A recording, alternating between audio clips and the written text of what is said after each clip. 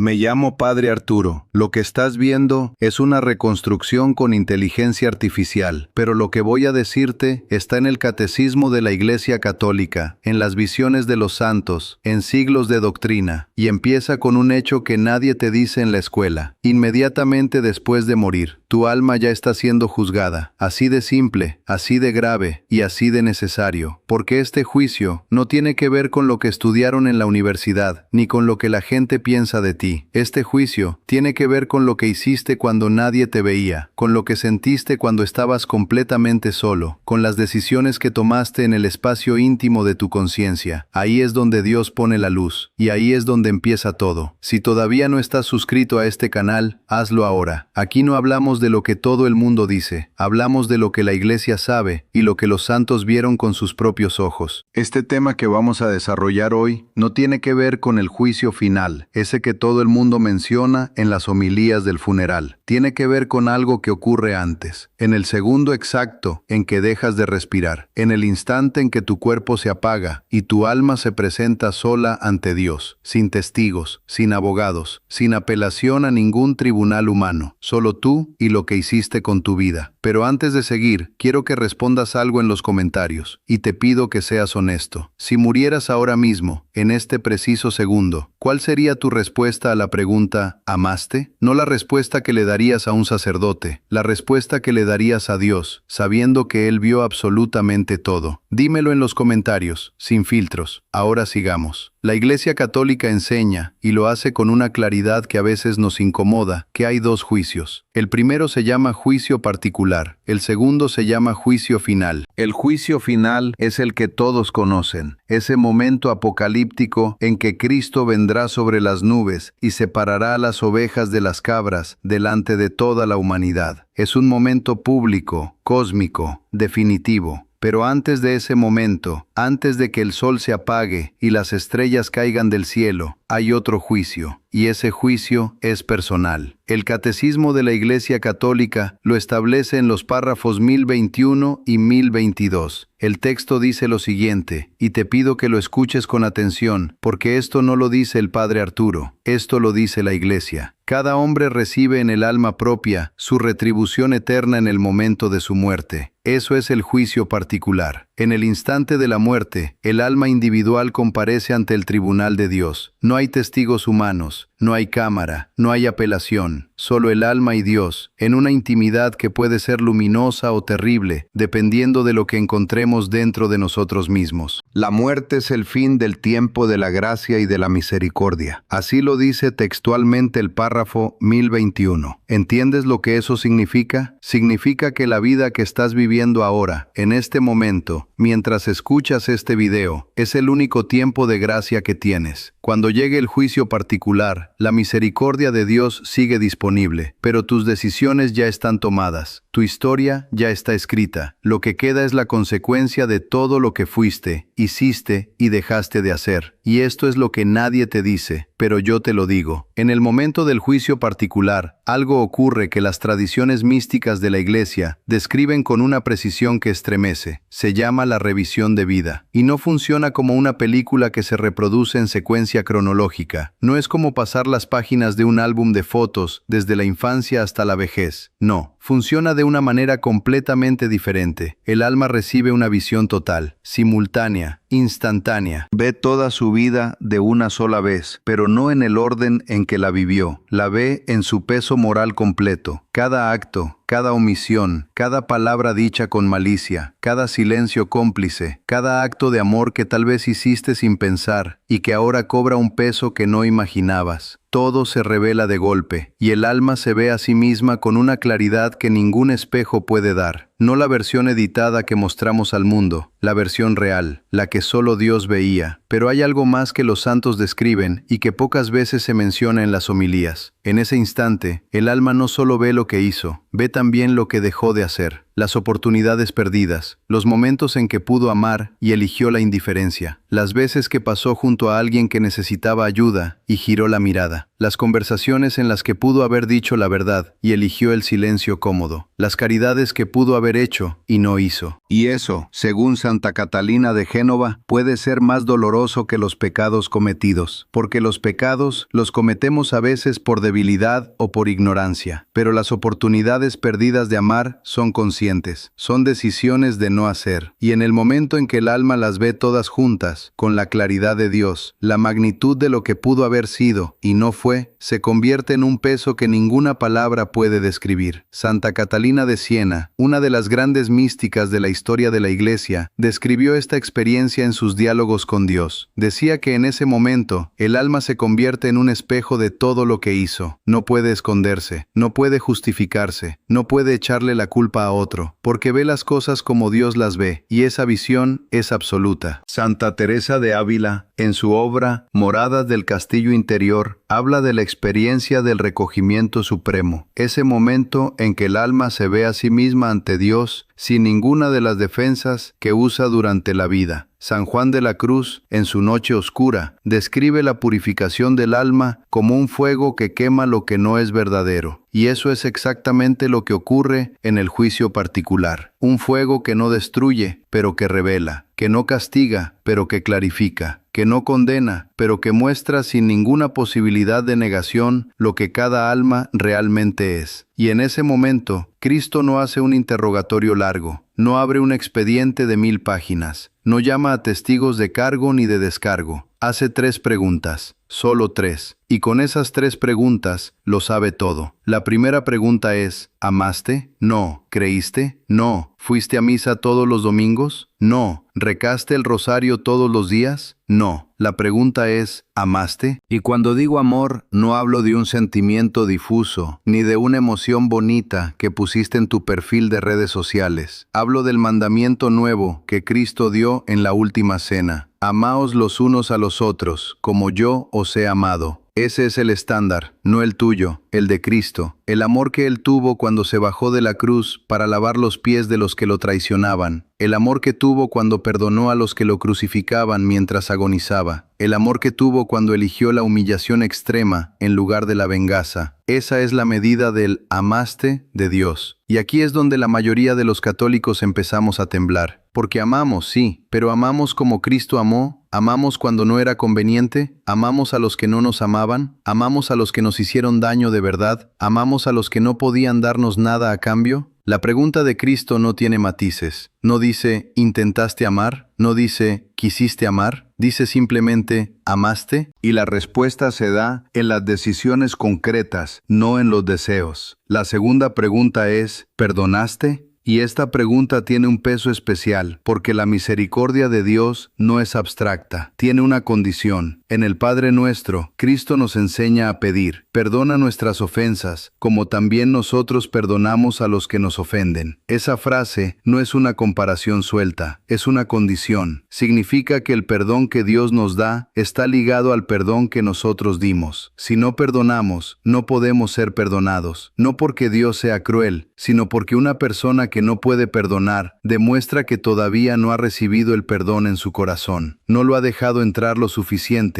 y el que no ha recibido el perdón no puede vivir en el perdón. Es como pretender dar agua sin tenerla. Cristo lo dijo con una claridad que no admite equívocos. Si no perdonáis a los hombres sus ofensas, vuestro Padre tampoco perdonará las vuestras. Está en el Evangelio de Mateo. Esas palabras no son una metáfora, son la descripción de una realidad espiritual. El perdón no es un sentimiento, es un acto. A veces, un acto imposible para la naturaleza humana. Por eso necesitamos la gracia. Por eso la confesión existe. Porque hay heridas que no se pueden perdonar con la sola fuerza de la voluntad. Hay odios que se enquistan en el alma como raíces en una pared, y solos no podemos arrancarlos. Pero con la gracia de Dios, sí. Con la gracia del sacramento, sí. Con la ayuda de un sacerdote que escucha en nombre de Cristo, esa gracia llega y arranca lo que no podemos arrancar nosotros. Pero hay algo más que necesito decirte sobre esta pregunta, porque hay una diferencia enorme entre el perdón que se da en la superficie y el perdón que se da en lo profundo. Puedes decir, ya te perdoné, con la boca. Puedes repetirlo en una oración superficial antes de dormir, pero por dentro, en ese rincón que nadie ve, el resentimiento sigue vivo. Alimenta tu manera de pensar, de hablar, de evaluar a los demás, y en el momento del juicio particular, Dios no escucha las palabras que dijiste. Ve lo que hay por dentro. Ve si el perdón llegó al fondo de tu corazón o se quedó en la fachada. Y por eso el perdón verdadero es un acto quirúrgico. Es entrar en la herida con la gracia de Dios y decidir, allí en lo más profundo, soltar. No porque la persona lo merezca, sino porque tú mereces estar libre. Porque el que no perdona no está castigando al otro, se está castigando a sí mismo, está construyendo su propia prisión y poniéndose la llave en el bolsillo. El otro puede no enterarse nunca de que lo odiaste, pero tú lo sabes, y Dios lo sabe, y eso te va destruyendo por dentro sin que te des cuenta, como una enfermedad que no da síntomas hasta que ya es tarde. San Pablo lo dice con una claridad que corta: no se pongáis el sol sobre vuestro enojo, no os metáis en conflictos, no, sed amables. Dice, no se ponga el sol sobre vuestro enojo. Eso significa que cada atardecer te encuentra perdonando o guardando el rencor para el día siguiente. Y si cada día el sol se pone sobre tu enojo, al final de tu vida tienes un almacén entero de resentimientos que no has tocado. Eso es lo que el alma ve en el juicio particular, no los grandes pecados, a veces las pequeñas heridas que nunca sanaron, los agravios que se quedaron ahí, enquistados, envenenando todo lo que tocaban. Por eso la pregunta ¿perdonaste? Es tan dura, porque no pregunta si intentaste perdonar o si quisiste perdonar. Pregunta si lo hiciste, si de verdad lo hiciste, si llegaste al fondo de esa herida con la gracia de Dios y soltaste. La tercera pregunta es ¿confiaste? Y aquí hay que ser muy preciso, porque la fe no es lo que la mayoría cree. No es creer que Dios existe. Los demonios también creen eso y tiemblan. La fe no es pertenecer a una religión ni tener un certificado de bautismo. La fe es una entrega. Es confiar en Dios incluso cuando no lo entiendes. Es entregarle el timón cuando la tormenta no tiene sentido. Es decir, no entiendo lo que me pasa, pero confío en que tú sabes lo que haces. Cuando el diagnóstico es terminal, cuando la ruptura es irreparable, cuando la pérdida es absurda. La fe como entrega real, como abandono en las manos de Dios, no por obligación, sino por confianza. La fe que tuvo San Pedro cuando caminó sobre el agua. La fe que perdió cuando apartó los ojos del Señor y empezó a ver solo el viento. La fe se mantiene mientras miras a Cristo, se pierde cuando dejas de mirarlo. Y en el momento del juicio particular, Dios no te pregunta qué creíste en tu mente, te pregunta en qué confiaron tus manos, qué entregaste realmente, qué dejaste en las manos de Dios cuando todo lo demás se derrumbaba. Estas son las tres preguntas